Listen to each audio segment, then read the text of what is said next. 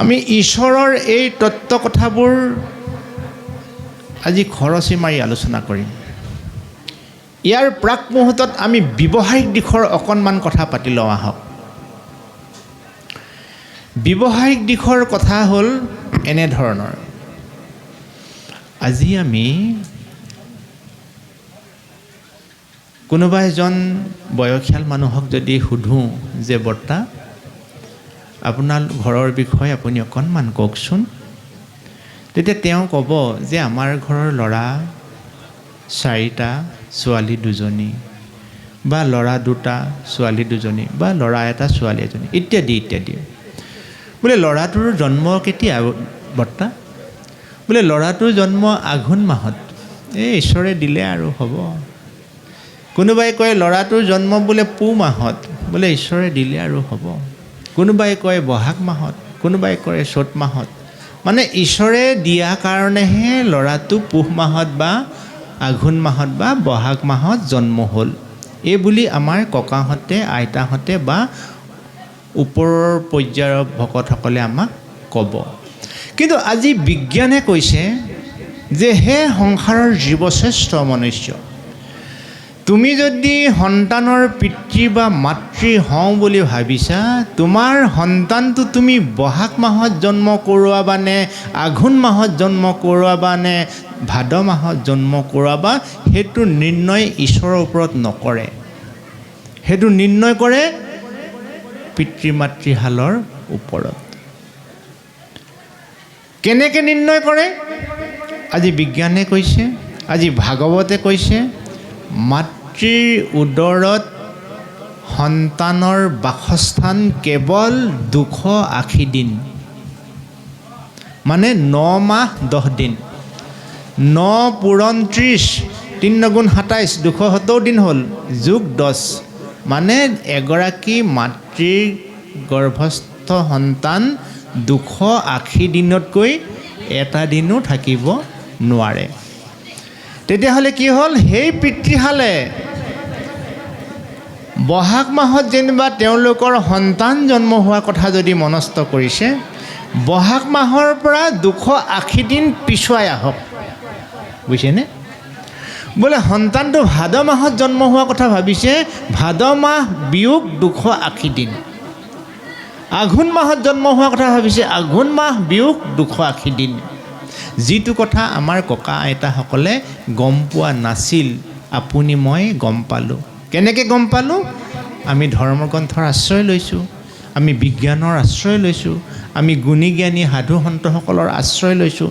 এই যিটো তথ্যভিত্তিক উদাহৰণ, এই তথ্যভিত্তিক উদাহৰণেহে উপচি আছে এই ধৰ্মগ্ৰন্থত। ধৰ্ম আৰু বিজ্ঞান ওতঃপ্ৰোতঃ জড়িত। বিজ্ঞানৰ যুক্তিৰ অবিহনে ধৰ্ম কদাপি সম্ভৱ নহয়। এতিয়া মানুহৰ চাৰিত্ৰিক বৈশিষ্ট্যৰ উত্তৰণত ধৰ্মই দিয়া নীতি শিক্ষা বিজ্ঞানে সমৰ্থন কৰে নে নকৰে? আপুনি যদি অধ্যয়নপুষ্ট এজন ব্যক্তি, আপুনি যদি অধ্যয়নপুষ্ট ব্যক্তিৰ সান্নিধ্যত কেতিয়াবা মুখামুখি হৈছে, তেতিয়া স্বীকাৰ কৰিবই লাগিব যে ধৰ্মই দিয়া তথ্যবিলাক সম্পূৰ্ণ বিজ্ঞানভিত্তিক। আজি আমাৰ সমাজৰ মানুহৰ মনবিলাক যে খিংখিঙীয়া হৈছে, আজি আমাৰ মানুহবোৰ যে শাৰীৰিকভাৱে দুৰ্বল হৈ গৈছোঁ, আমি যে আজি ৰোগীয়া হৈ গৈছোঁ, ইয়াৰ অন্তৰালত কি আছে? ইয়াৰ অন্তৰালত আমাৰ আত্মচেতনাবোধ, আত্মসংযম, আত্মনিয়ন্ত্ৰণৰ অভাৱ।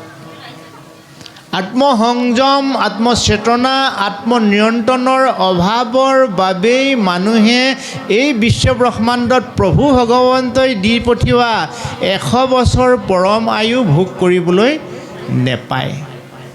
গতিকে আজি আমাৰ ধৰ্মগ্ৰন্থ আলোচনাৰ মূল উদ্দেশ্য হৈছে ঈশ্বৰে দিয়া 100 বছৰ পৰম আয়ু আপুনি মই কেনেকৈ লাভ কৰিব পাৰিম। এই উদ্দেশ্যে ভগৱান শ্ৰীকৃষ্ণৰ জন্মৰ লগতে আপোনাৰ মোৰ জন্মৰ বৃত্তান্তৰ কথাও ইয়াত আজি খুব সুন্দৰকৈ আমি ৰিজাই ল'ব পাৰিম। আমাৰ ভৱিষ্যত পৰিকল্পনা কেনেধৰণৰ হোৱা উচিত, আমাৰ জীৱনটো সুখময় পথলৈ আগুৱাই নিবলৈ হ'লে আমি কেনেধৰণৰ অনুশীলন কৰা উচিত, এই গোটেই তথ্যভিত্তিত আলোচনা আজি এই অধ্যায়টিত হ'ব।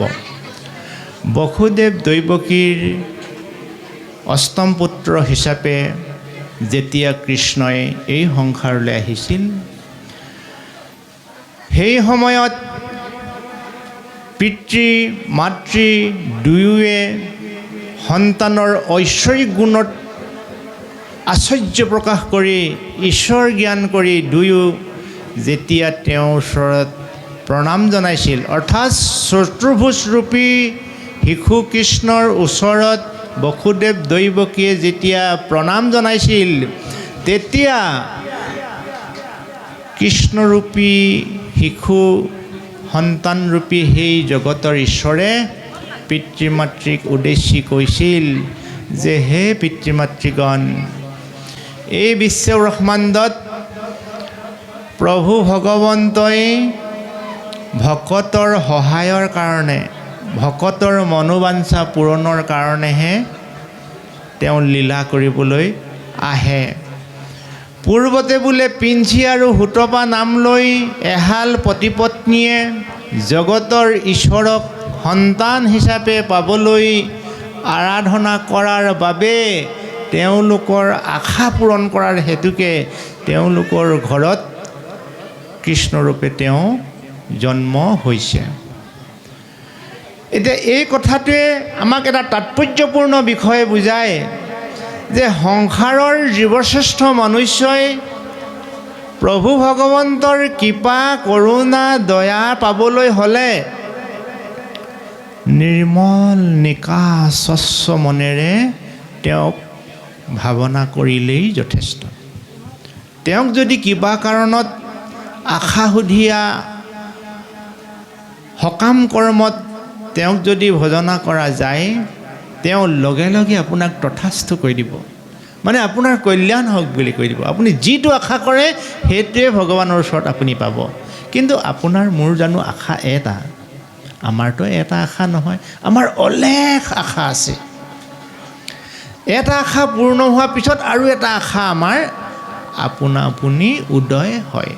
সেইকাৰণে আমি প্ৰভু ভগৱন্তক প্ৰাৰ্থনা কৰিলে, সেৱা কৰিলে আমি নিৰাশ মনেৰে যে প্ৰভু হৰ্তা কৰ্তা বিধাতা তুমিয়ে সংসাৰৰ গৰাকী, তুমিয়ে মালিক, তুমি আমাক যেনেকৈ যেতিয়া যিমান কৃপাৰ প্ৰয়োজন তুমি তেনেকৈ কৃপা কৰিবা। প্ৰভু তোমাৰ ওচৰত মাত্ৰ আমাক দাস হিচাপে ভক্তিৰ অঞ্জলি যাচিবলৈ এটা জ্ঞান উদয় কৰোৱাবা। এই বুলি আমি ভাবি ভগৱানক প্ৰাৰ্থনা কৰিলেই আপোনাৰ আটাইখিনি মনোবাঞ্ছা পূৰণ হ'ব। আৰু যদি আমি আশা সুধিয়াল মন লৈ ঈশ্বৰক প্ৰাৰ্থনা কৰোঁ, তেতিয়াহ'লে আমি জীৱনত কেতিয়াবা বিপদত পৰিম। আজি যেনেকৈ বসুদেৱ দৈৱকীয়ে বিপদত পৰিছে। কেনেকৈ বিপদত পৰিলে? কেৱল সন্তান হিচাপে আশা কৰি ঈশ্বৰক ভজনা কৰিছিলে, সন্তান হিচাপে জন্ম হ'ল আৰু লগে লগে নন্দৰ যশোদাৰ ঘৰত তেওঁ লালিত পালিত হ'লগৈ। এতিয়া নন্দ যশোদাৰ ঘৰত লালিত পালিত হৈ এই শিশুৰূপী কৃষ্ণই কেনেকৈ লীলা কৰিছিল, আমি এই সন্দৰ্ভত অকণমান এইকাৰণে আলোচনা কৰিব লাগিব, যিহেতু পাঠভিত্তিত আলোচনা হোৱা নাই। বহু দূৰলৈ আহি পেলাই কৃষ্ণৰ যুৱাৱস্থাৰ কথা এতিয়া আলোচনা হৈ আছে। গতিকে শিশুকালৰ কথা আমি আৰু অকণমান পাতি লোৱাৰ পাছতহে আমি এই অধ্যায়টিলৈ যাব লাগিব। এতিয়া আমি শিশুকালৰ কথা অকণমান আলোচনা কৰোঁ আহক। যেতিয়া প্ৰভু ভগৱন্তৰ অকণমানি হৈ আছিল, মই ঘৰুৱা ভাষাৰে কথাখিনি কৈ আছোঁ, এই শিশুৰূপী কৃষ্ণক বধ কৰিবৰ কাৰণে দুষ্ট কংসই পুতনাক পঠাইছিল। এটা আপোনাৰ স্বাভাৱিকতে প্ৰশ্ন আহিব পাৰে যে নাৰী জাতিক কৃষ্ণই বেয়া পায় নেকি বাৰু? নহয়নে বাৰু? পুতনা ৰাক্ষসীয়ে হওক বা যিয়েই নহওক, শত্ৰুৱেই হওক, তথাপি তাই এগৰাকী নাৰী। নাৰীক কৃষ্ণই শৈশৱ কালতেই যে বধ কৰিলে, কৃষ্ণই কি নাৰীক বেয়া পায়? আনহাতে ৰাম অৱতাৰতো ৰাম আৰু লক্ষ্মণে যেতিয়া বিদ্যা শিক্ষা পাৰ্গত হৈ উঠিছিল, পাৰ্গত হৈ পেলাই প্ৰথম এগৰাকী নাৰীকেই বধ কৰিছিলে। সেই নাৰীগৰাকীৰ নাম তাৰকা ৰাক্ষসী, নহয়নে বাৰু? গতিকে নাৰীক কি ঈশ্বৰে বেয়া পায়? সেইকাৰণে নাৰীক বধ কৰে? এনেকুৱা এটা মনতে স্বাভাৱিকতে প্ৰশ্ন আহিব পাৰে।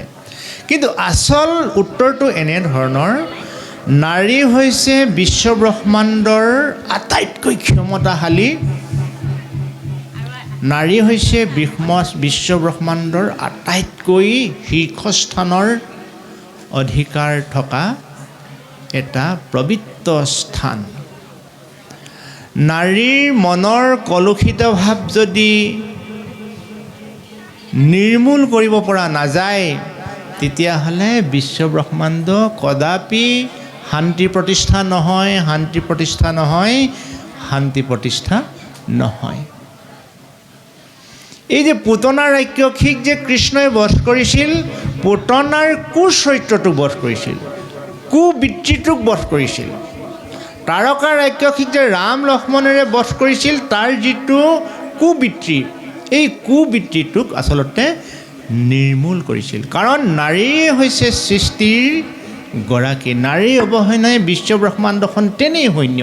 গতিকে নাৰী জাতিক মান মৰ্যাদা সহকাৰে এই ধৰাধামত প্ৰভু ভগৱন্তই মানৱ জাতিৰ মাজত বুজাই দিবৰ কাৰণে এই লীলাবিলাকে তেওঁ পাতনি মেলোৱাইছিল। তাৰপিছত তেওঁ দৈত্যসকলক বধ কৰিলে। দৈত্যসকলক বধ কৰাৰ পিছত তেওঁৰ গোপীসকলৰ মন প্ৰাণ জোৰ পেলালে। মোহন বাঁহীৰ সুৰত গোপীৰ মন প্ৰাণ জীপাল কৰি সমগ্ৰ ধৰাধামত বৈকুণ্ঠৰ সুখৰ সূচনা কৰিলে। সেই গোপীৰূপী বৃন্দাবনৰ কেৱল আইসকলকে কোৱা হয়নে? এই বিশ্বব্ৰহ্মাণ্ডৰ যিমানবিলাক সাধুসকল আছে, যিমানবিলাক ভকত আছে, সকলো সাধু ভকতকে ধৰ্মীয় ভাষাৰে গোপী বুলি সম্বোধন কৰা হয়। গোপীৰ বাদে ভগৱন্তক আনে কিন্তু উচ্চ আসন দিয়া নাছিল। আমি সংসাৰত থকা আইসকলো গোপী, আমি সংসাৰত থকা বাপসকলেও গোপী। এই পঞ্চভৌতিক দেহাটো 5 ঠাইৰ পৰা আহিছে, এই 5 ঠাইত বিলীন হ'ব। এই 5 ঠাইৰ দেহাটো হৈছে আমাৰ প্ৰকৃতি। এই পঞ্চভৌতিক দেহাটো আইসকলৰো প্ৰকৃতি, আমাৰ মতা মানুহবিলাকৰ পঞ্চভৌতিক দেহাটো প্ৰকৃতি। আৰু পুৰুষ কোনটো? আমাৰ মতা মানুহবিলাকৰ ভিতৰত সোমাই থকা এই আত্মাটো পুৰুষ, আইসকলৰ হৃদয়ত সোমাই থকা সেই আত্মাটো পুৰুষ। প্ৰকৃতি আৰু পুৰুষ এটা দেহতেই দুইটা থাকে, সি মতা মানুহেই হওক মাইকী মানুহেই হওক। প্ৰকৃতি হৈছে দেহাটো, পুৰুষ হৈছে আত্মাটো। গতিকে প্ৰকৃতি পুৰুষ দুয়ো নিৰন্তা মাধৱ, সমস্তৰে আত্মাহৰি পৰম বান্ধৱ। আৰু আমাৰ ভকতসকলৰ মুখেৰে কেতিয়াবা গায় যে প্ৰকৃতি পুৰুষ দুয়ো হৈবা একমতি, তেহে সিজিব হৰিত ভকতি। মানে প্ৰকৃতি হৈছে দেহাটো আৰু পুৰুষ হৈছে আত্মাটো। দেহাটো আৰু আত্মাটোৱে তুমি মূৰ দুৱাইছা কাৰণেহে তোমালৈ ঈশ্বৰৰ সেই ভাৱনাটো, পবিত্ৰ ভাৱটো উদয় হৈছে, নহয়নে? গতিকে এই দুটা কথা আমি এইখিনিকে কেতিয়াবা ভুলকৈ লওঁ। আৰু ব্যৱহাৰিক দিশতো বাৰু প্ৰকৃতি আইসকলক আৰু পুৰুষসকলক, মতা মানুহজনক দুয়ো পতি পত্নী এক হ'লেহে ঘৰখন সুখৰ হ'ব, শান্তিময় হ'ব, সেইটোও সত্য। আৰু এই দেহতাত্ত্বিক কথাটো সত্য। এই দুয়োটাই আমি প্ৰভু ভগৱন্তক যদি সাধনা কৰোঁ, শ্ৰদ্ধা কৰোঁ, ভক্তি কৰোঁ, তেতিয়াহে ভগৱন্তই আমাক কৃপা কৰোণা কৰিব। কিন্তু এই দুয়োটাই এক হ'ব লাগে বুলি আপুনি মই জানিও আমি কিয় এক নহওঁ? আমি হৃদয়াত্মাৰ উৎপত্তিস্থান ক'ত আমি জনাটো অত্যন্ত প্ৰয়োজন। আমাৰ যে হৃদয়াত্মা, এই পঞ্চভৌতিক দেহৰ ভিতৰত থকা হৃদয়াত্মা ক'ৰ পৰা আহিল, কেনেকৈ আহিল, কিয় আহিল? এই হৃদয়াত্মাৰ ঘৰ হৈছে বৈকুণ্ঠৰ অধিপতি প্ৰভু ভগৱন্তৰ স্ফুলিংগ। যাক আমাৰ ভকতসকলে নামৰ ভাষাৰে গাইছিলে। এ জীৱ আত্মা পৰমাত্মা আমি দুটি ভাই,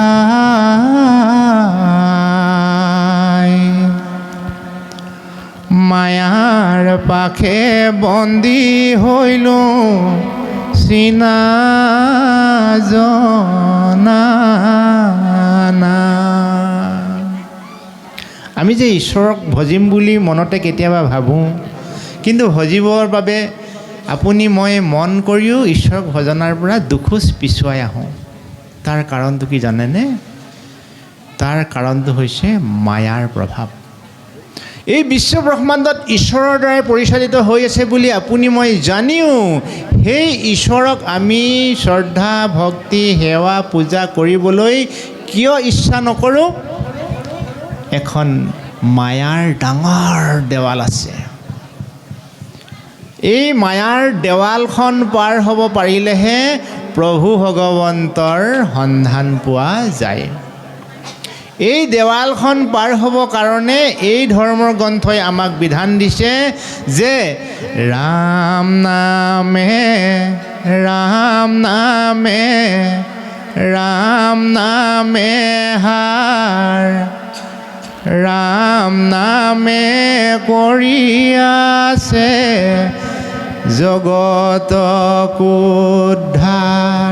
যি মনুষ্যই ৰাম নামত আওজনি লৈছে, যি মনুষ্যই ৰাম নামৰ ৰীতি নীতি পালন কৰিছে, সেই মনুষ্যই নিজেও উদ্ধাৰ হ'ব, জগতখনকো উদ্ধাৰ কৰিব পাৰিব আৰু মায়াৰ যিখন দেৱাল সেইখন পাৰ হ'ব পাৰিব। তাকে নকৰি ৰাম নামৰ বিপৰীতে আমি যদি বেলেগ ক'ৰবাত আশ্ৰয় লওঁ, জীৱনটো কিন্তু আধৰুৱা হৈ যাব। এই কথাষাৰ বুজাবলৈকে এই সংসাৰত মহাপুৰুষ গুৰু শ্ৰীমন্ত শংকৰদেৱে এক শৰণ হৰি নাম ধৰ্ম বুজাই প্ৰচাৰ কৰিছিল। কেইটামান ভাষাভাষী লোকৰ বাবে এক শৰণ হৰিনাম ধৰ্ম গুৰুজনাই প্ৰচাৰ কৰা নাই। তেওঁ উল্লেখ কৰিছে যে উবা নৰলোক হৰি ভজিওক, কিৰাত কছাৰী খাচী গাৰো মিৰি যৱন কংক গোৱাল। আপুনি কিমান টকা উপাৰ্জন কৰে, বগা কোলা, কি ভাষাভাষী মানুহ, এনেকুৱা কোনো কথা নাই। জীৱশ্ৰেষ্ঠ মানুহ মাত্ৰেই আমি হৰিক ভজনা কৰি আমাৰ জীৱনটো সুখময় মধুময় জ্যোতিময় কৰিবৰ বাবে মহাপুৰুষ গুৰু শ্ৰীমন্ত শংকৰদেৱে এক শৰণ হৰিনাম ধৰ্মৰ প্ৰচাৰ কৰিছিল। আৰু এই এক শৰণ হৰিনাম ধৰ্মৰ মূল তত্ত্ব হৈছে প্ৰভু ভগৱন্তই হৈছে আমাৰ জীৱনৰ সৰ্বে সৰ্বা। এই প্ৰভু ভগৱন্তৰ বাদে আপুনি মই যদি মনটো বেলেগত লৈ যাওঁ, জীৱনটো কিন্তু দিশহাৰা হোৱাটো 100%ই খাটাং। আমাৰ যে ৰাস মহোৎসৱত যেতিয়া এগৰাকী গোপীয়ে প্ৰভু ভগৱন্তক লৈ আকুলভাৱে ৰৈ থাকে নদীৰ পাৰত, সেই গীতষাৰ ভকতসকলে এনেকৈ গাইছিলে, যমুনাৰ ঢৌ দেখি, যমুনাৰ ঢৌ দেখি, ৰাধাই পাৰত বহি, কলিয়া কৃষ্ণ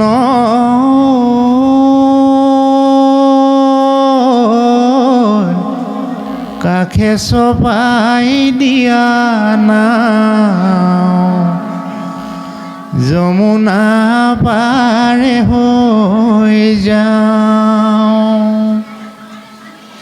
ৰাধাৰূপী সংসাৰৰ আমি জীৱসকলে এই সংসাৰৰ যিটো ঢৌ, আমাৰ কোনো সদাশয় বাপে যদি কেতিয়াবা সাগৰ চাবলৈ গৈছে, তেতিয়া তেওঁলোকে গম পাব যে সাগৰত ডাঙৰ ডাঙৰ ঢৌ আহে।